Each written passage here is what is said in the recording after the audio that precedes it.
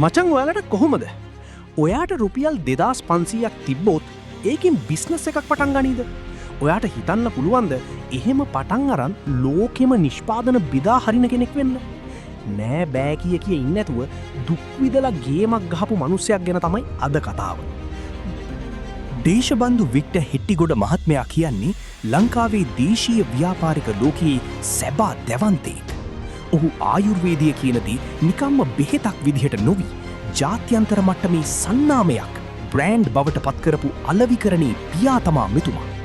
ඔහු ව්‍යාපාරය පටන් ගත්තේ ඔහුගේ පියාගේ. ඒ කියන්නේ හෙන්රික් හෙට්ටිගොඩ මහතා උරුම වුණු පාරම්පරික ආයුර්වේද වට්ටූරුවක් උපයෝගී කරගෙනයි.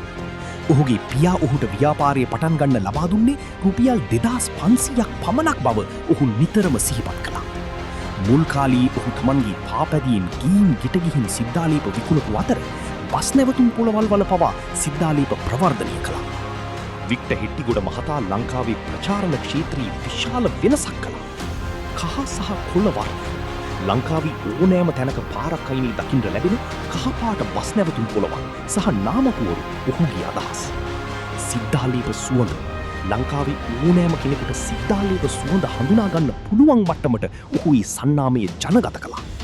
ක්‍රිකට් තරඟවලදී සහ ආගමික උත්සවවලදී ශ්‍රීපාදස්ථානය වැනි සහන සේවා සපයමින් වෙළඳ නාමය ප්‍රචාරණය කිරීමට ඔහු දක්වන දක්ෂතාවයේ සුවිශේෂී. හුදෙක් වේදනානාශක ආලේපනයකින් කෝකෝ හොරගෙඩිය වගේ නැතුව ලයික් එකක් දාන්න. ෆොලෝ පාරකුත් දාගෙන යමු.